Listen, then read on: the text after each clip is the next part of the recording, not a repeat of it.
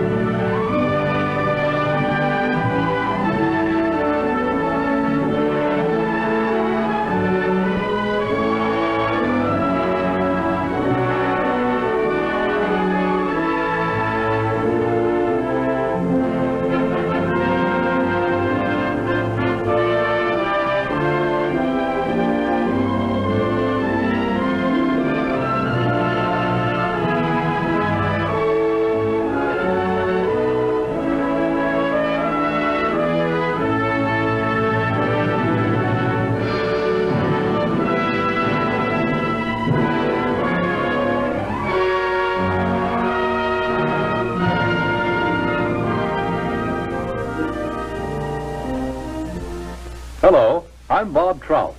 I've got a story here that I think is big, really big, because it's bound to have a terrific impact on business. I'm talking about a new market, a big new market, millions upon millions of new prospects with $15 billion to spend. That's right, I said $15 billion. That's a lot of money, isn't it? The surprising thing is that it's a fresh market, still full of opportunities. It grew up so fast, got so big in a hurry, that few of us realize its scope. Now, these days, nobody's likely to pass up chances to sell. And yet right here in our own front yard, there's a neglected market. There's money waiting to be spent. To get the story of this market, to be able to tell you the secret of selling the Negro, we did a lot of digging. We talked to leading businessmen, to customers, and to salesmen. We went to Washington, D.C. We set up cameras and other key points around the nation. And out of this all, there emerged a story, the story of a new market.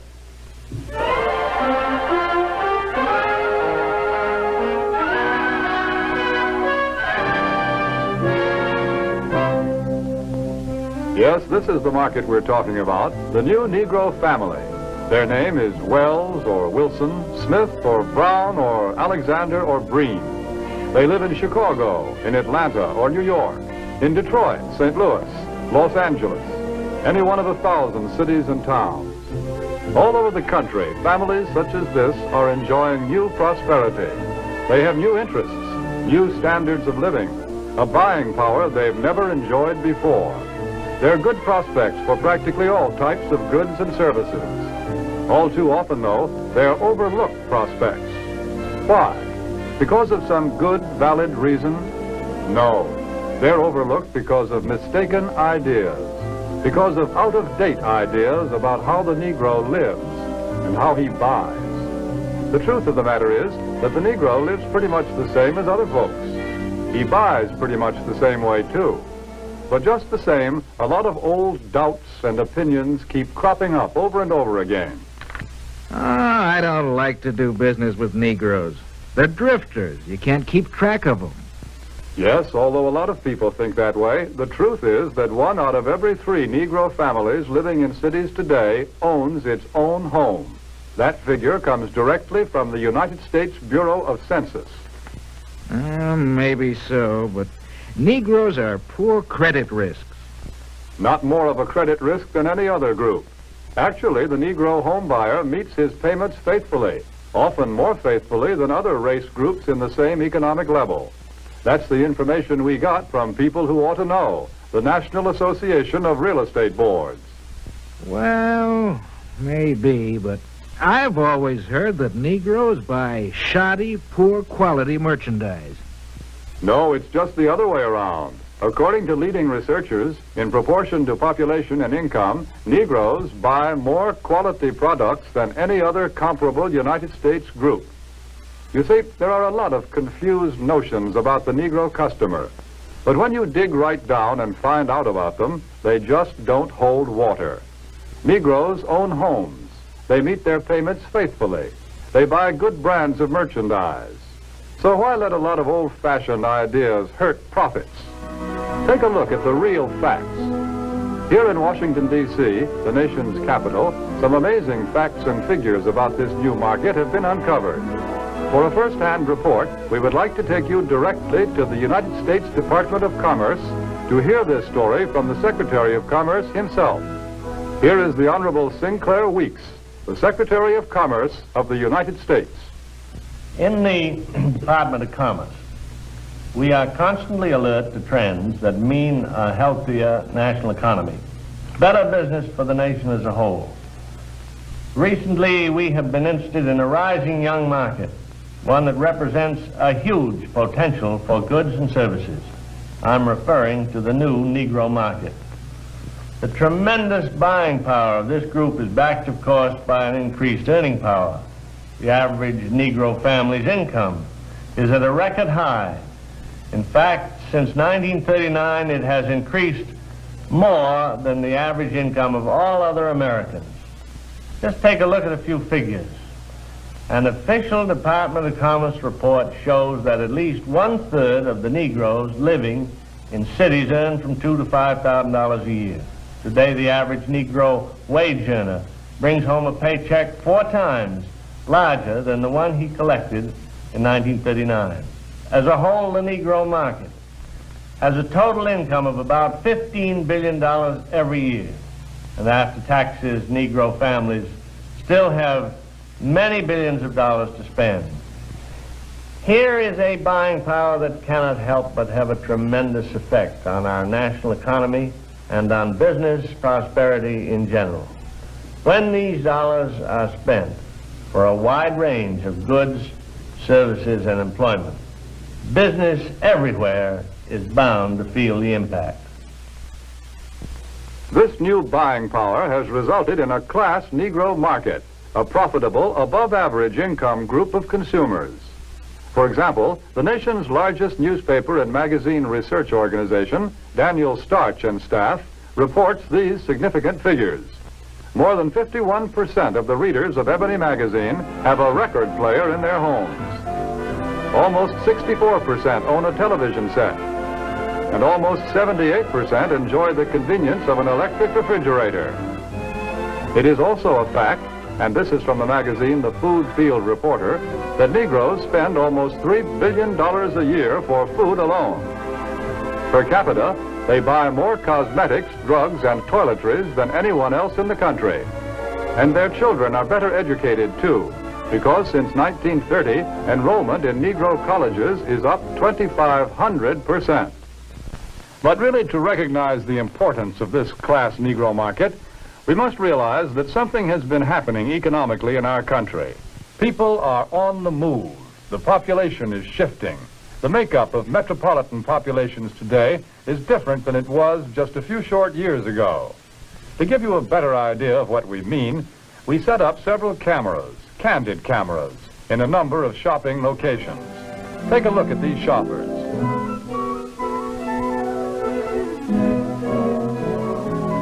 Notice what a large proportion of them are Negroes. What's the reason? It's simply this. Negro families are moving into the cities where there are more job opportunities.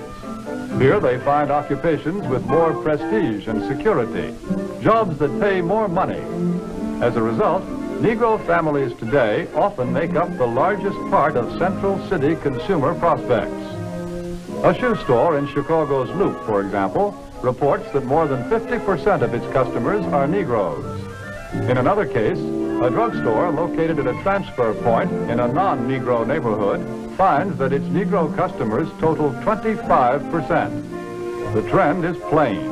The new Negro families today are moving into more populated areas, to the cities, where there are more stores, more buying opportunities. Since 1940, in San Francisco alone, the Negro market has increased by 89%. In Chicago, by 81%. Houston, Texas, 45%. Philadelphia, 50%. The impact of this new buying force is so tremendous that actually in 14 major United States markets, a product cannot be number one without Negro support. A product must have the backing of this big new buying power to be a leader in the field. What do you have to sell? Chewing gum or cars? Toothpaste or transportation? Whatever it is, here are millions of prospects. And these prospects are everywhere. Negro customers can no longer be pigeonholed. They cannot be classified as prospects who trade only in certain stores, certain neighborhoods. Today, Negroes shop downtown. They shop in supermarkets. They shop in small neighborhood stores. They'll buy from anyone who wants to sell to them. But we all know that before you can sell to customers, you've got to get to know them. You must understand something about them. What do the Negro customers buy? Why do they buy? How do you sell to them? Let's find out. Let's hear the opinion of men who have spent a lifetime studying the buying habits of customers the world over. Here is what sales psychologists have to say about selling to the Negro. The secret of selling to the Negro is expressed in one word. That word is recognition. Now, there's nothing unusual about that. People want to be recognized. They need recognition. That's basic in all of us. But perhaps because he's had so little of it, the Negro needs even more. He needs to feel important and appreciated. This need is a very real and important one. It shows up even in many of the Negro's shopping habits. Anyone who sells or wants to sell to the Negro customer should know about some of these habits. 3 habits in particular play a big part in every sales transaction. To begin with, most Negroes buy by brand. They ask for products by name. They're quick to turn down off-brands. Do you wonder why? Well, listen to what this customer is thinking. That last hat I bought just didn't hold up at all. You see, for a long time, the Negro has been sold a lot of shoddy, second-class merchandise. So now he asks for name brands in order to make sure he gets his money's worth. Buying by brand, that's the first important Negro buying habit. Now for the second. The Negro buys good quality merchandise. Symbols of quality and prestige are very important to the Negro customer. This woman, for example, is buying fine crystalware. But she is also buying the admiration and approval of her friends and relatives. Listen to her thoughts. My, isn't it beautiful? I can hardly wait to show it to Sally and Joan.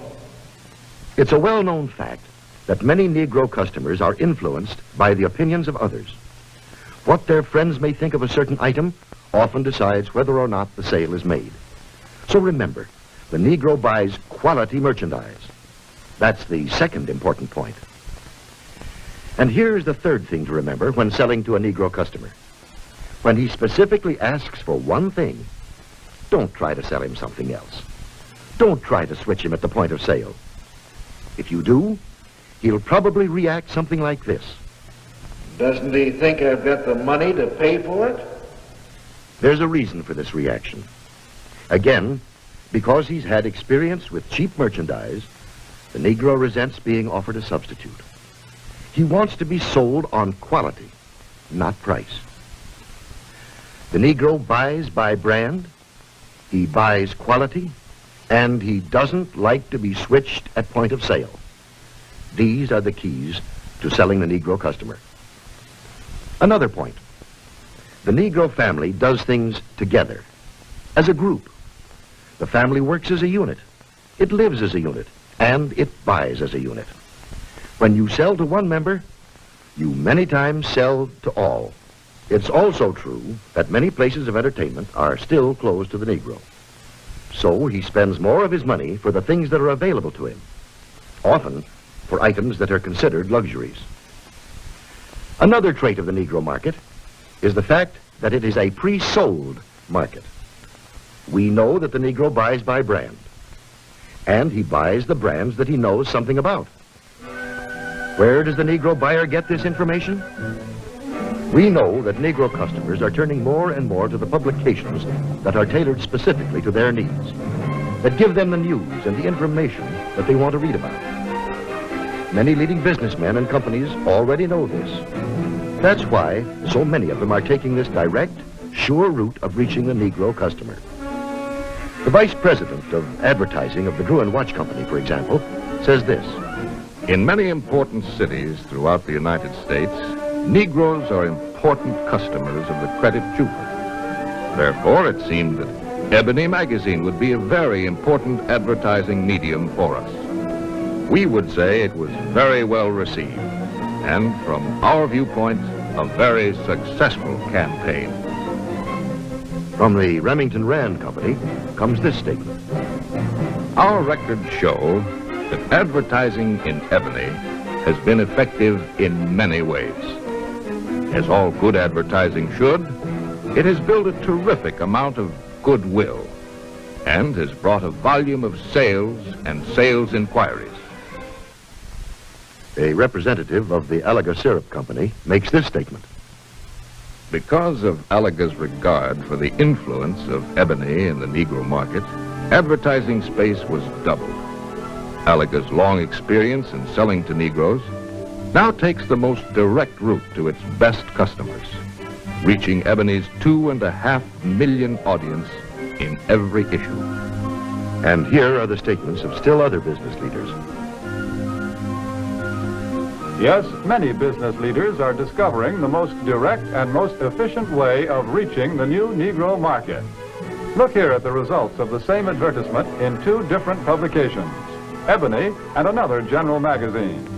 You can see that proportionately, more men and women read the ad in Ebony than the one in the other magazine. And they did a better job of remembering it, too. A greater percentage of readers noted, associated, and remembered the ad in Ebony. But now, wait a minute. If the Negro market is so big and easy to reach, why aren't more companies going out after it? Well, often because of the feeling that there's something entirely different, unusual about selling to the Negro. But is it really so different? What do salesmen say? The successful salesmen who do a good job of selling in Negro communities. How do you go about getting the order? How do I get the order?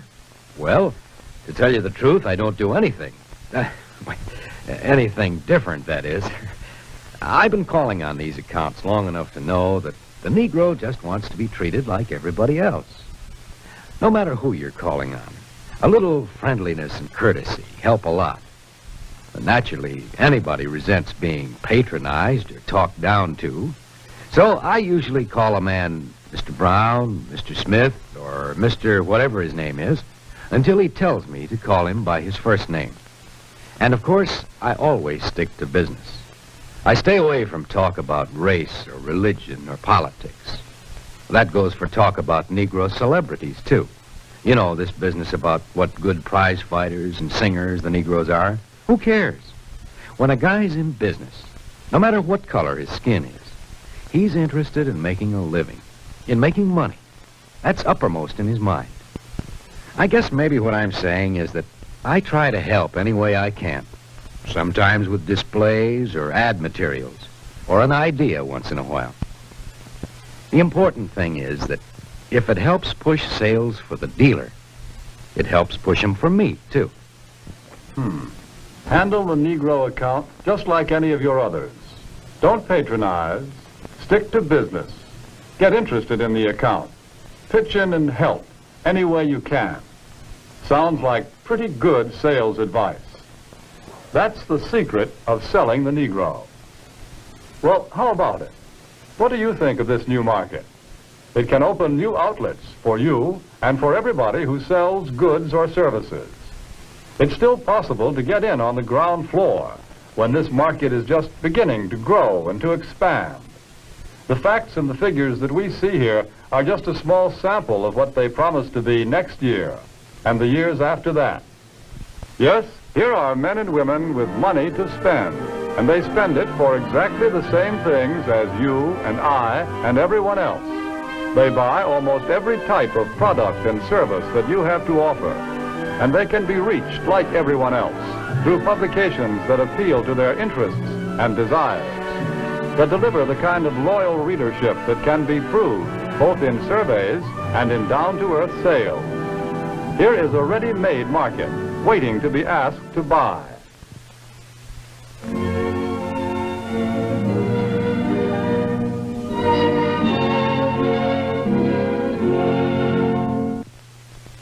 Here are millions of customers for what you have to sell.